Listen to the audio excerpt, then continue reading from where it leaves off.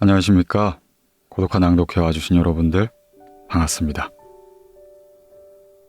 오늘 고독한 낭독회에서는요, 수신과 처세의 교과서 명심보감 준비하였습니다. 명심보감은 고려 충렬왕 대의학자 추적이 엮은 책으로 중국 고전에 등장하는 성현들의 금언과 명구를 저작해 놓은 책입니다.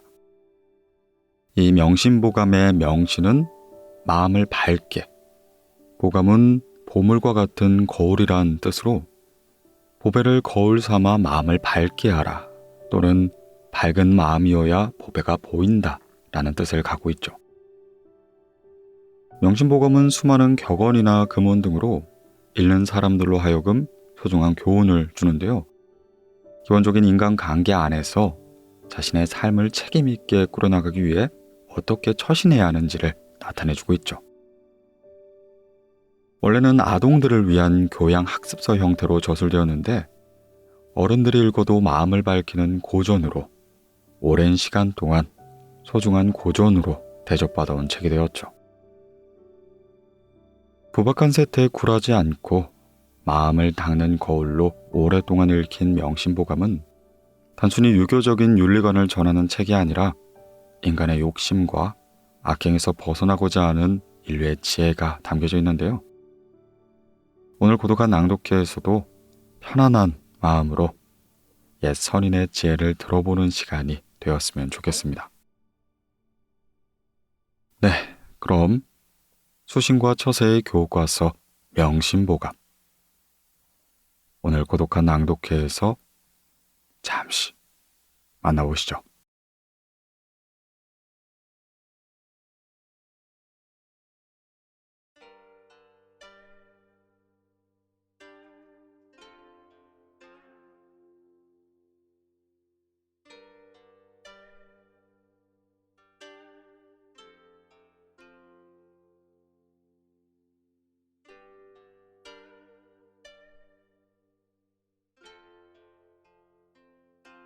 명심보감. 실의 풍송 등왕각이요 운텐의 강천 복비이니라. 때가 이르면 바람이 불어 등왕각으로 보내고 운이 없으니 벼락이 천복비를 때렸다. 명심보감 순명편. 엇갈린 두 사내의 운명. 위 문구에는 다음과 같은 유래가 있다.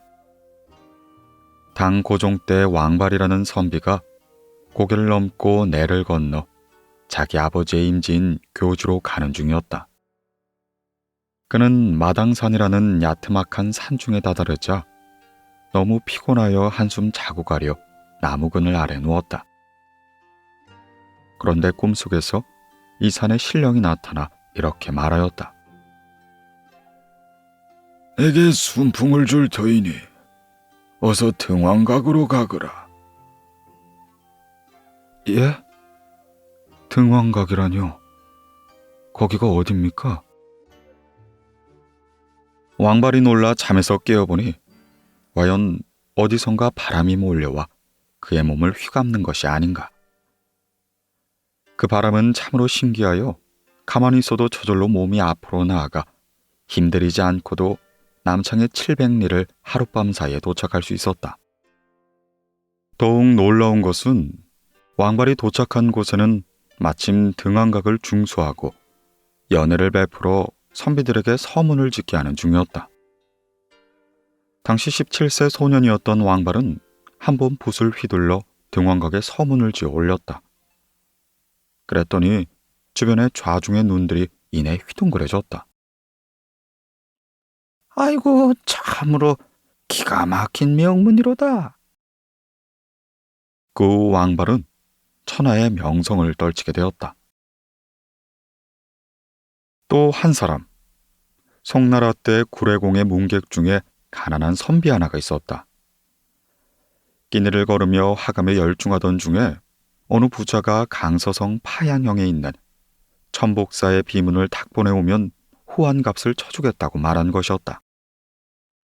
그는 당장 천복사로 길을 떠났다. 천신만고 끝에 천복사에 도착한 선비는 이미 날이 저물고 비바람이 몰아쳐 할 수 없이 탁분을 미룬 뒤 객사에서 하룻밤을 묵기로 했다. 헌데 공교롭게도 그날 밤 비문에 벼락이 떨어져 선비의 꿈은 산산이 깨지고야 말았다.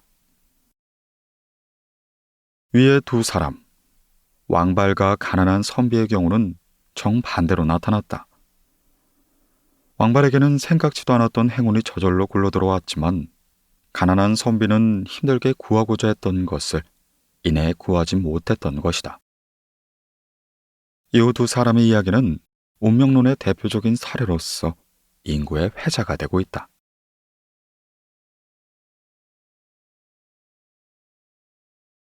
졸부의 실언.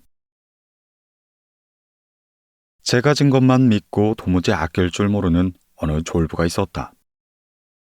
어느 날 그는 하인을 거느리고 장에 갔다가 거드름을 피우며 집으로 향하고 있었다. 헌데 장터에는 많은 사람들로 붐비어서 졸부가 탄 말이 쉽게 빠져나갈 수가 없었다. 한참이 지나도록 장터를 빠져나오지 못하고 있다 이내 점심때를 넘기게 되었다. 그때 하인은 너무 배가 고파서 집을 나올 때 가져온 고기 조각을 꺼내 먹다 그만 한 조각을 땅바닥에 떨어뜨리고 말았다. 아이고, 아까워라 이거. 하인은 얼른 고기를 주워 흙을 털어낸 뒤에 다시 먹을 생각이었다. 헌데 졸부가 이를 지켜보다가 크게 호통을 치는 게 아닌가.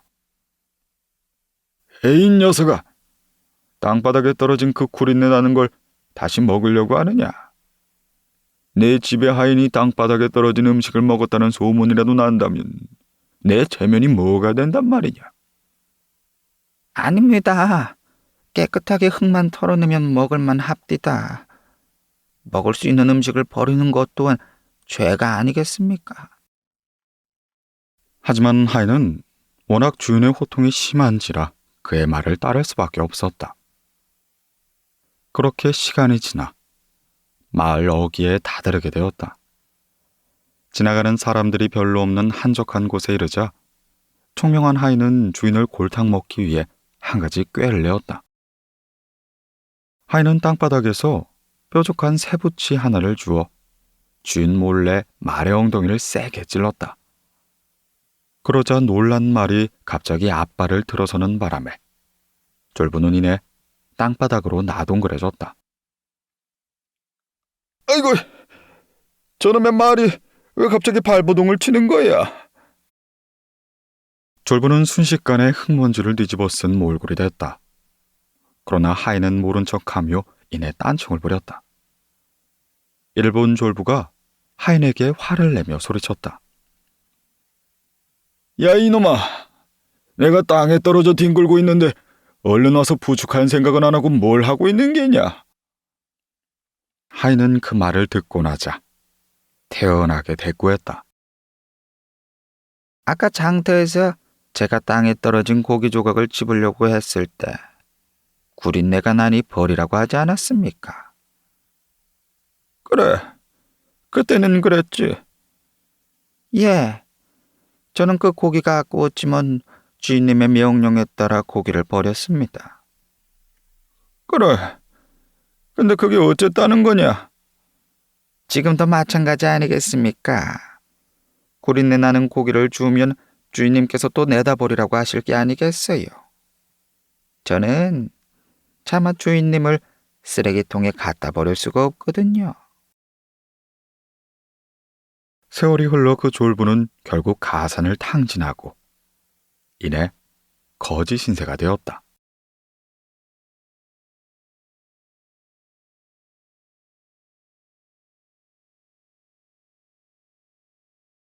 구례공이 육해명에서 말하였다. 벼슬아치가 사사로운 일을 행하면 벼슬을 잃을 때 뉘우치게 되고 돈이 많을 때 아끼지 않으면 가난해졌을 때 뉘우치게 되며 재주를 믿고 어렸을 때 배우지 않으면 시기가 지났을 때 뉘우치게 된다. 사물을 보고 배우지 않으면 그게 필요하게 됐을 때 뉘우치게 되고 취한 상태에서 함부로 말하면 술이 깨었을 때 뉘우치게 되고, 몸이 건강했을 때 조심하지 않으면 병이 들었을 때 뉘우치게 된다. 명심보감 존심편. 유해왈 엄부중리요 불려불언이라.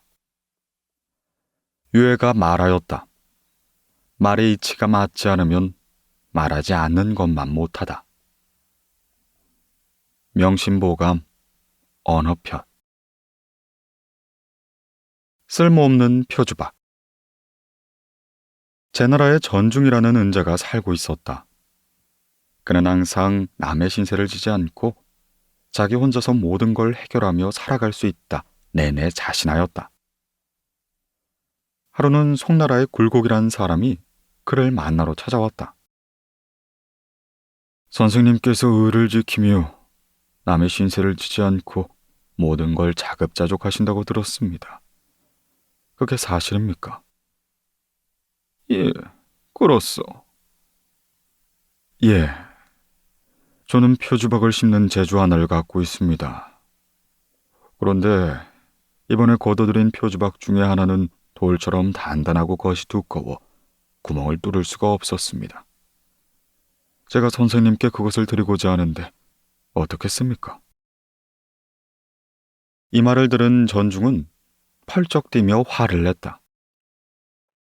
그걸 말이라고 하시오.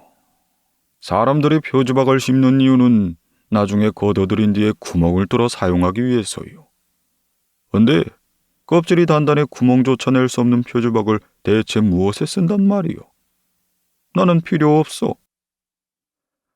그러자 굴곡이 빙그레 웃으며 말하였다. 그 말씀만큼은 참으로 지당하십니다. 사실은 저도 그 표주박을 버릴 생각이었습니다. 전중은 그의 웃음이 무엇을 뜻하는지 한참 뒤에야 깨닫고 말았다. 전중은 다른 사람의 신세를 지지 않고 살아간다 했지만 그렇다고 다른 사람을 위해 이익이 되는 일을 한 것도 아니었다. 그러므로 전중 또한 너무 단단하여 쓸모없는 표주박과 같은 존재였던 것이다.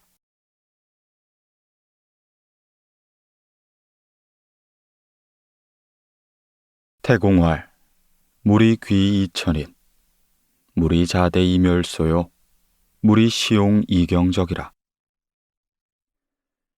태공이 말하였다. 내가 귀하다고 하여 남을 천하게 여기지 말고 자신이 크다고 하여 남의 작은 것을 업신여기지 말며 용맹만을 믿고 적을 가볍게 여기지 말라. 명심보감 정기편. 세 번 웃은 조조의 패배.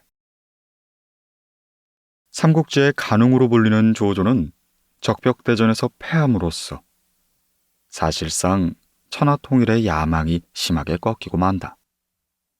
20만 대군을 믿고는 자만하다 3만의 송건군에게 당한 것이다. 지나친 야망과 순간의 방심으로 인해 패전지장이 된 조조는 몇 명이 되지 않는 병사들의 호의를 받으며 허겁지겁 불 속으로 빠져나갔다. 조조는 낭패한 눈길로 사방을 둘러보다 갑자기 무슨 생각을 했는지 이내 웃음을 터뜨렸다.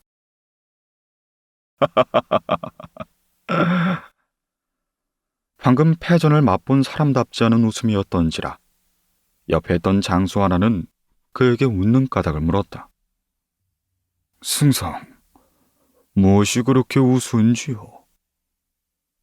조조는 여전히 웃음을 머금은 채 이렇게 대답했다. 이 험악한 지형을 보아라. 제갈량과 주유가 얼마나 어리석은 자들인지 알 수 있지 않느냐. 만약 내가 군사를 부렸다면 저 골짜기와 숲속에 병사들을 매복시켜놨을 것이다. 그런데 조조의 말이 채 끝나기도 전에 숲속에서 한때의 군사들이 횃불을 밝히며 밀려왔다. 나 조자룡은 공명군사의 가르침을 받들어 이곳에서 너를 기다린 지 오래다. 조조는 무섭기가 이를 데 없는 조자룡의 이름을 듣자 너무나도 놀라 이내 말에서 떨어질 뻔했다. 간신히 정신을 수습한 조조는 그 길로 밤을 새워 도망갔다. 남이릉에서 아침을 맞고 호루까지 다다른 조조는 또 한 번 실성한 사람처럼 웃음을 터뜨렸다.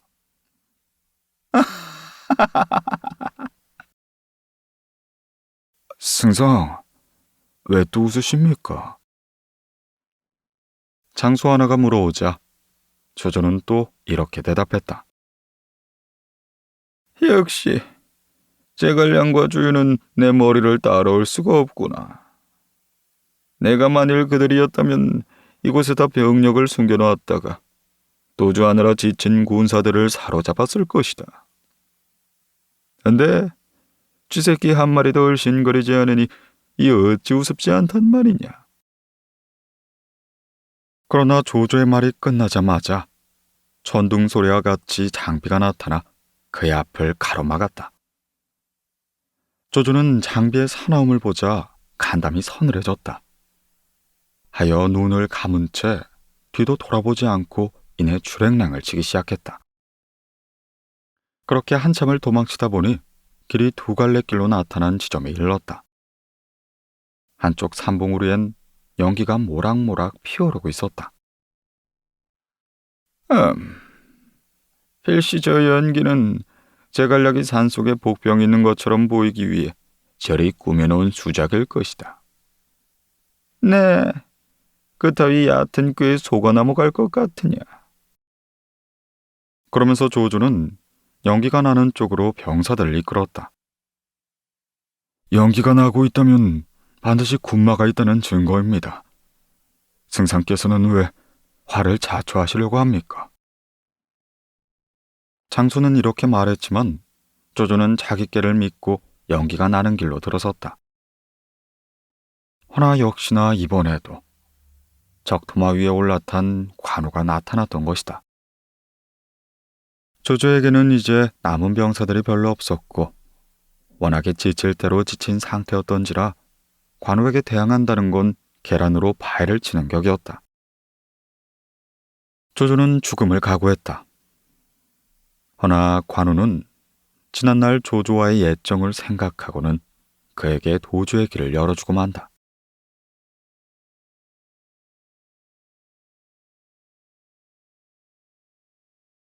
지족, 상족, 종신, 불욕, 지지상지, 종신, 무치.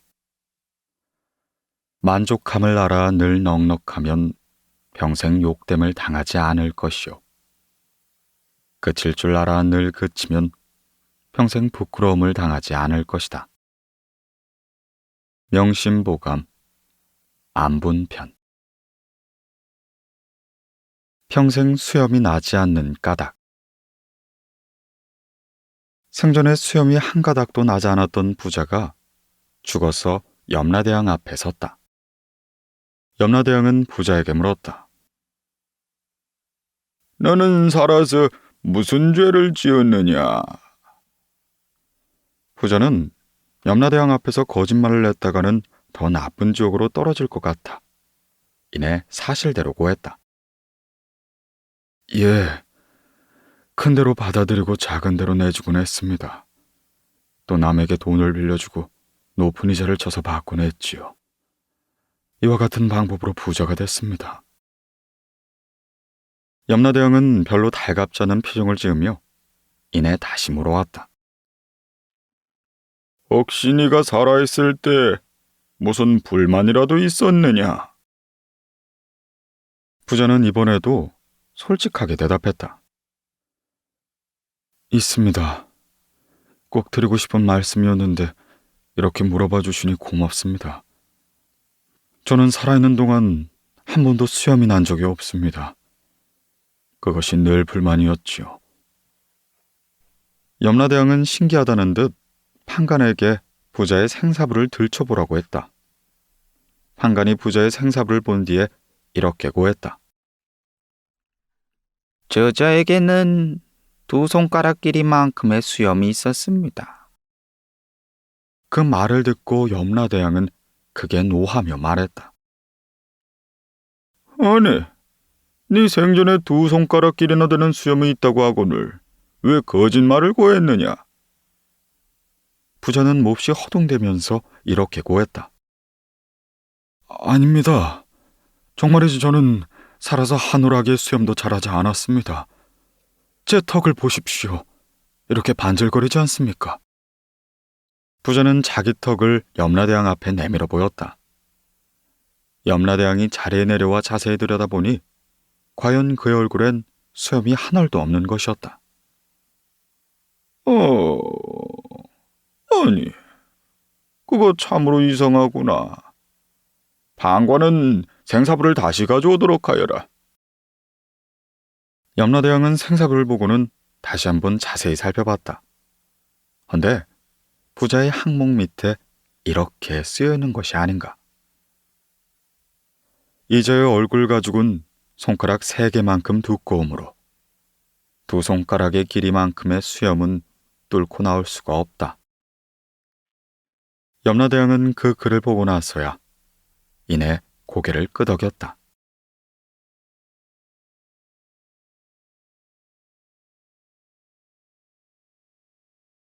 익지서운 백옥투원이도 불능오액이세 군자 행어 탁진이 불능염란 기심이요 고 송백가 인의 설상이면 명지가 이섭위난이라. 익지서에서 말하였다. 백옥을 진흙 속에 던져도 그 빛을 더럽힐 수는 없고 군자는 혼탁한 곳에 갈지라도 그 마음을 어지럽힐 수 없다. 그러므로 송백은 서리와 눈을 견뎌낼 수 있고 밝은 지혜는 위기와 고난을 건너갈 수 있다. 명심보감 성심편. 일천금의 되판 옥구슬. 송나라에 감지자라는 거상이 있었다. 어느 날 그는 매우 귀한 옥구슬의 진가를 잘 모르고 일백금에 팔려는 사내를 만났다. 내가 일백금을 줄 테니 그 물건을 이리 주시지요. 감지자는 사내에게 옥구슬을 건네받고 일백금을 주려고 했다. 그런데 그때 마침 다른 한 사람이 나타나 사내에게 이리 말하였다. 내가 200금을 줄 터이니 나에게 파시오. 그러자 감시자는 사내에게 건네받아 들고 있던 옥구슬을 일부러 땅으로 떨어뜨린 다음 실수를 가장하며 그것을 밟아버렸다. 아이고 이런, 옥이 못쓰게 돼버렸구만. 감지자는 일부러 아쉬운 표정을 지으며 흠집이 난 옥구슬을 들여다보았다. 그러자 에이, 그러면 나는 그 옥을 사지 않겠소. 나중에 나타난 사람이 이내 옥구슬을 포기한 것이었다. 경쟁자가 사라지고 난 뒤 감지자는 옥구슬의 주인에게 일백금을 건네며 말하였다. 내가 옥을 상하게 했으니 이 옥은 내가 갖고 처음에 말한 돈을 주겠소. 결국 처음에 사내가 제시한 금액에서 한 푼도 더하지 않고 옥구슬을 산 셈이었다. 감지자는 집으로 돌아와 옥구슬을 갈고 다듬어 다시 영롱하게 빛나게 만들었다. 그런 다음 그는 다른 이에게 일천금의 거금을 받고 이내 되팔고야 만다. 이 이야기를 듣고 한비자가 말했다. 사람들은 어떤 일을 하다 실패하면 차라리 하지 않는 것이 좋았을 텐데 하고 후회를 한다. 허나 참된 현자는 결코 후회하는 일이 없다. 때에 따라서는 조금 손해가 나더라도 장래 이익을 내다볼 줄 아는 지혜가 있어야 한다.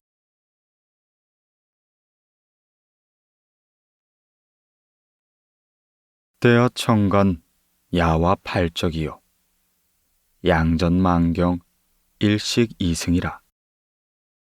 큰 집이 청간이라도 밤에 누는 곳은 8자뿐이고 좁은 밭이 10,000평이 있다고 해도 하루에 먹는 건 2대뿐이다. 명심보감 성심편. 전재산으로 자기 무덤을 산 농부. 먼 옛날 러시아의 어느 시골에 바움이라는 농부가 살고 있었다. 그는 다소 미련스러운 성격인데다 욕심이 과한 편이었다. 어느 날 아주 많은 땅을 갖고 있는 가부가 바움에게 이런 제안을 했다. 내게 전로벌만 준다면 날이 밝을 때부터 해가 질 때까지 당신이 밟은 모든 땅을 주겠어. 단 해가 지기 전까진 반드시 출발점으로 돌아와야 하오. 바움은 횡재를 만났다 싶었다. 이에 선뜻 자신의 전 재산을 가부에게 주고는 그의 제안을 받아들였다. 이튿날 아침, 날이 밝자마자 바움은 이내 힘껏 달리기 시작했다. 그는 더 많은 땅을 갖기 위해 점심 또한 걸은 채 쉬지 않고 달리기 시작했다.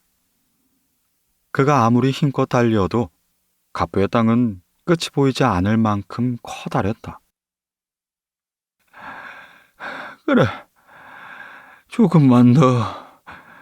조금만 더 나아가면 나는 아주 큰 부자가 될 거야. 좀 더 많은 땅을 차지하기 위한 바움은 출발점으로 돌아가야 한다는 생각은 접어두고 오로지 앞으로만 나아갔다. 이윽고 태양의 열기가 수그러들며 점점 서쪽으로 기우는 걸 보고 나서야 그는 정신이 번쩍 들었다. 아이고, 벌써 시간이 이렇게 되다니. 빨리 집으로 돌아가야겠구나. 그래, 여기가 어디지? 그러나 이미 바움은 너무 멀리 와 있었다. 그는 처음에 출발했던 곳을 향해 이내 힘껏 뛰기 시작했다. 허나 물 몇 모금 외에는 하루 종일 먹은 것도 없어 기운이 나지 않는 것이었다. 괜찮아. 이렇게 많은 땅을 내가 포기할 수가 없는지. 그래, 조금만 더. 그는 이를 악물고 뛰었다. 온몸은 땀으로 범벅이 됐고 두 다리엔 감각 또한 없었다. 사력을 다해 출발점으로 돌아오자 그를 반갑게 맞이해 주었다. 축하합니다. 지금까지 밟았던 땅은 이제 당신의 것이 됐어. 하나 바움은 가부의 말을 들을 수가 없었다. 그의 몸은 점점 싸늘하게 식어가고 있었기 때문이었다. 결국 바움은 그가 차지하려던 넓은 땅 중에 그의 시신이 묻힐 작은 땅만을 차지하고 말았다.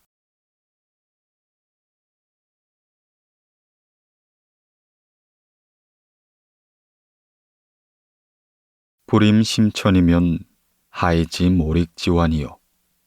불관거에면 하이지 풍파지환이라. 공자가 말하였다. 높은 낭떠러지를 보지 않으면 어찌 굴러떨어지는 환란을 알 것이고 깊은 샘에 가지 않으면 어찌 빠져 죽을 환란을 알 것이며 큰 바다를 보지 않으면 어찌 풍파의 환란을 알 것인가. 명심보감 성심편.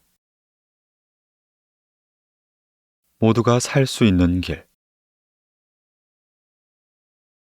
수십 마리의 이가 돼지 몸의 한 곳에만 붙어 심하게 다투고 있었다. 그때 다른 한 마리의 이가 그들이 싸우는 걸 보고 말하였다. 자, 돼지의 몸은 넓고도 넓은데 도대체 왜들 싸우는 것이요? 그러자 싸우던 이 한 마리가 나서며 말했다. 뭘 모르면 말을 하지 마세요. 우리는 더욱 많은 피를 빨아먹기 위해 돼지 살찐 곳을 차지하려는 것뿐이요. 그 말을 듣던 지나가던 이는 이내 한심하다는 표정을 지으며 이렇게 말하였다. 이가 보시오. 앞으로 며칠 있으면 석 달 그 몸이 된다는 사실 모르시오? 그때가 되면 사람들은 제사를 지내기 위해 그 돼지를 불에 그을릴 것이요. 그렇게 되면 당신들도 함께 타버릴 텐데. 그런 큰 환란은 근심하지 않고 왜 싸우고만 있는 것이오? 돼지 몸에 달라붙어 있던 이들은 그 말을 듣고 서로 힘을 합하여 돼지의 피를 빨아먹기 시작했다. 이내 사흘이 지나자 돼지는 몸이 바싹 말라붙어 제물로 바쳐지기도 전에 죽고 말았다.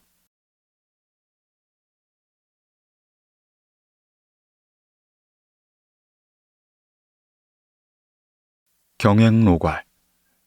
은이 광시면 인생 하처 불상봉이요 수원 막결이니라. 노봉 협처면 난 회피이니라. 경행록에서 말하였다. 은혜와 의리는 널리 베풀어라. 는 인생의 어느 곳에서든 서로 만나지 않으랴.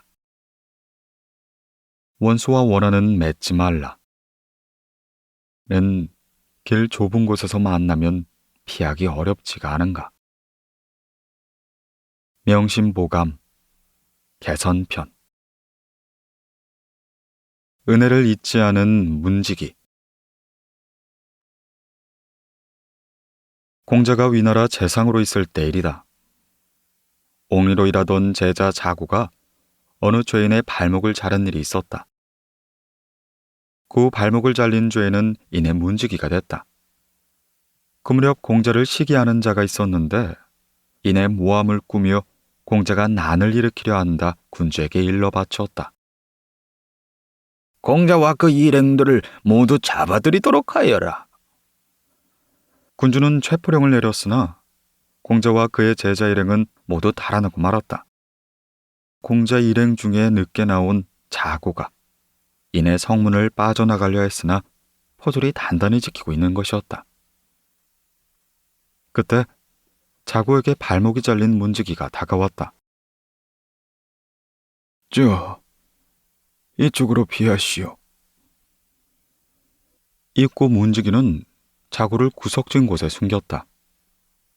이를 수상히 여긴 자고는 문지기에게 물었다.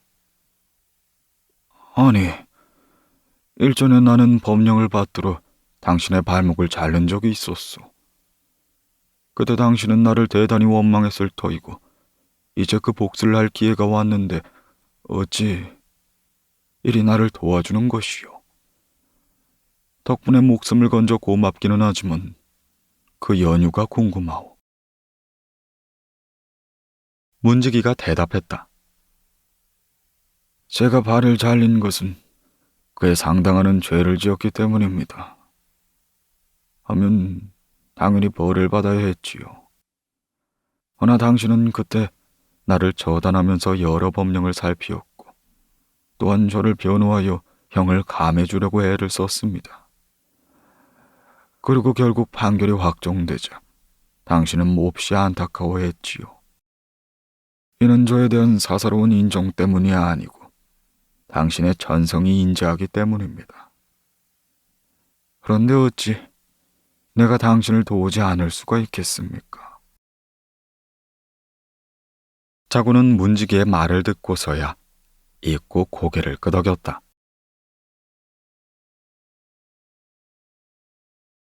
절개가 굳은 여인의 이야기.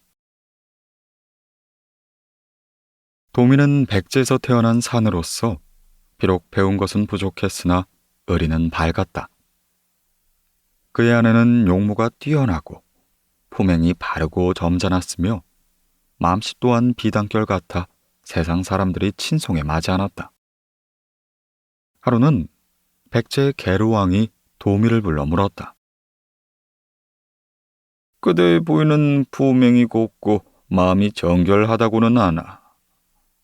만약 어둡고 사람 없는 곳에서 교묘한 말로 유혹한다면 아무도 마음이 움직일 것 같지 않은가? 도미가 대답했다. 그렇지 않습니다. 제 아내는 결코 두 명의 지압을 섬기지 않을 것입니다. 그래, 그토록 자신할 수 있는가? 예.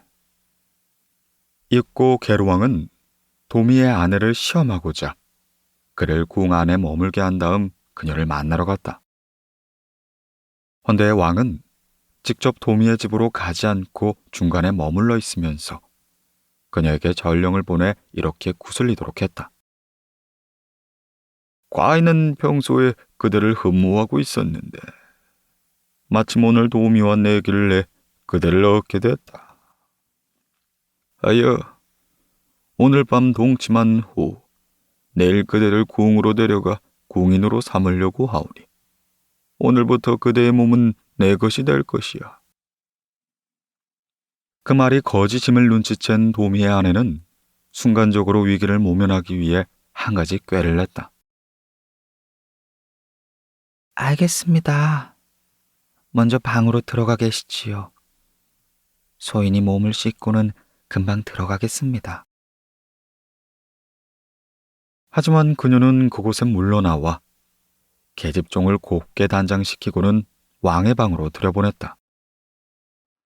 방으로 들어온 여인이 도미의 아내가 아니라는 사실을 알게 된 게르왕은 크게 노하여 도미의 누나를 뽑아버린 뒤 작은 배에 실어 바다 위로 뛰어보냈다. 그러고는 도미의 아내를 끌어내려 강제로 범하려고 했다. 그때 도미의 아내가 게르왕에게 이렇게 말하였다. 이미 남편조차 잃었으니 이젠 누굴 믿고 살겠습니까? 왕께서 이 몸을 사랑해 주신다니 더 없는 영광입니다. 허나 오늘은 몸에 경도가 있어 깨끗하지 못하니 며칠만 기다려 주시기 바랍니다. 왕은 그녀의 말을 믿고 허락을 내렸고 도미의 아내는 그 길로 강가로 도망을 쳤다. 그녀는 재빨리 배를 타고 천성도라는 섬에 다다랐다. 그리고 그곳에 숨어있는 남편을 만나 이내 고구려로 도망을 갔다.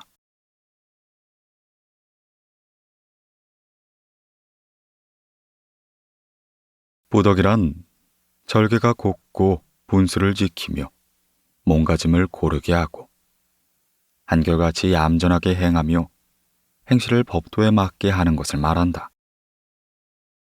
부용이란 먼지나 때를 깨끗이 빨아 옷차림을 정결하게 하고 목욕을 제때하여 몸에 더러움이 없게 하는 것이다. 부원이란 말을 가려서 하며 예의에 어긋나는 말을 하지 않고 꼭 해야 할 말만 하여 사람들이 그의 말을 싫어하지 않도록 하는 것이다. 부공이란 길쌈을 부지런히 하되 술을 빚어내는 일을 좋아하지 않고 좋은 맛을 갖추어 손님을 접대하는 것이다. 명심보감, 부행편. 자왈 사생유명이면 부귀 제천이라. 공자가 말하였다. 죽고 사는 것은 운명에 달려있고 부자가 되고 귀하게 되는 건 하늘에 달려있다. 명심보감, 순명편. 화와 복은 돌고 도는 것. 옛날 중국의 북방에 사는 이민족을 통틀어 오랑캐라고 불렀다. 오랑캐는 한족이 귀찮아하면서도 한편으로 두렵게 여기던 족속이었다. 그 오랑캐와 가까운 북방의 변경 지역에 점을 잘 치는 노인이 살고 있었다. 어느 날이었다. 노인이 기르던 말이 아무 까닭도 없이 오랑캐가 있는 땅으로 넘어간 것이 아닌가. 당시의 말은 오랑캐와 싸움이 벌이게 되면 매우 기묘하게 사용되었는데 그런 말이 도망갔기 때문에 이웃 사람들은 노인을 위로하기 시작했다. 허나 노인은 조금 더 애석한 표정을 짓지 않은 채 이렇게 말하였다. 내 말이 달아난 일은 안타까운 일이지만 꼭 불행하다고만 여길 수는 없는 일이요. 혹시나 이 불행한 일이 복으로 바뀔지 누가 알겠소. 이 일이 있은 뒤 몇 달이 지난 어느 날이었다. 오랑캐 땅으로 도망쳤던 노인의 말이 그 땅에 살고 있던 줌마 하나를 데리고 자신의 집으로 돌아온 것이었다. 너무나도 경사스러운 일이라 이웃 사람들이 찾아와 노인에게 축하 인사를 건네었다. 그러나 이번엔 노인은 담담한 표정으로 말하였다. 그렇게 좋아할 일만은 아니요. 혹시나 이 복이 불행으로 바뀔지 누가 알겠소. 그로부터 얼마 뒤 노인의 아들이 말을 타다 떨어져 발목이 부러지게 됐다. 그러자 이웃 사람들이 찾아와 노인을 위로했는데 노인은 여느 때와 마찬가지로 담담하게 말하였다. 지금 내 아들이 다친 건 안타까운 일이지만 이 일이 다시 복으로 돌아올지 어찌 알겠소. 헌데 정말 얼마 지나지 않아 오랑캐들이 쳐들어왔고 마을의 젊은이들이 모두 전쟁터로 끌려나가게 됐다. 그 젊은이들의 대부분은 싸움터에서 전사하고 말았는데 노인의 아들은 절름발이인 탓에 목숨을 건질 수가 있었다.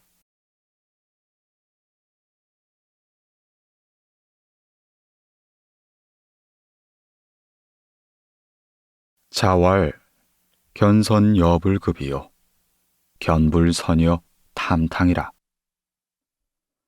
공자가 말하였다. 착한 것을 보거든 아직도 부족한 듯이 행하고 악한 것을 보거든 끓는 물을 만지듯이 행하라.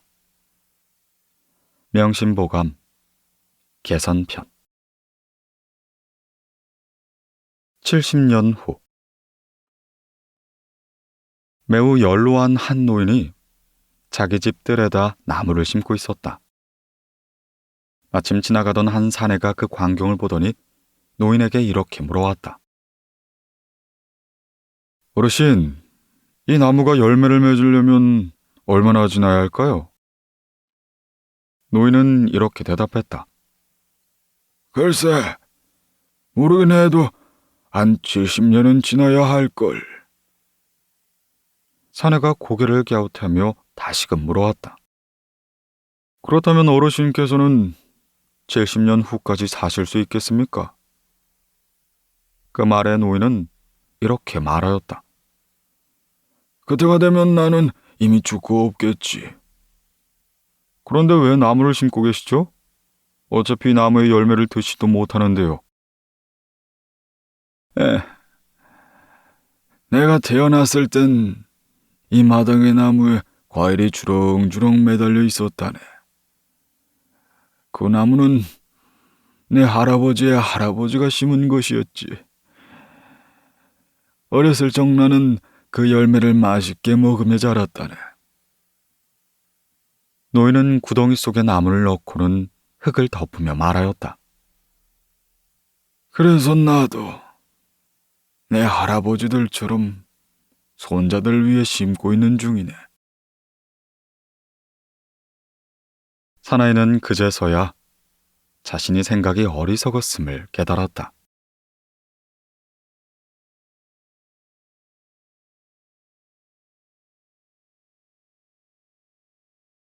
범회의 범힘무익이요 유군 유공이라.